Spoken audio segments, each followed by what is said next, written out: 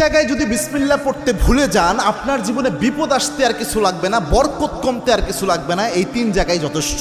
খুব মারাত্মক একটা বিষয়। বিসমিল্লাহ তো মোটামুটি সব ভালো কাজের শুরুতেই পড়া হয়, তবে সব জায়গায় ভুলে গেলে ওই 3 জায়গায় মিনিমাম ভুলা উচিত নয়। তার মধ্যে 1 নাম্বার যেটা, এটা আমি সবচেয়ে গুরুত্বপূর্ণ মনে করি, সেটা হচ্ছে বর্তমান পরিস্থিতিতে এটা হচ্ছে আপনার বাথরুমে প্রবেশের শুরুতে বিসমিল্লাহ পড়া।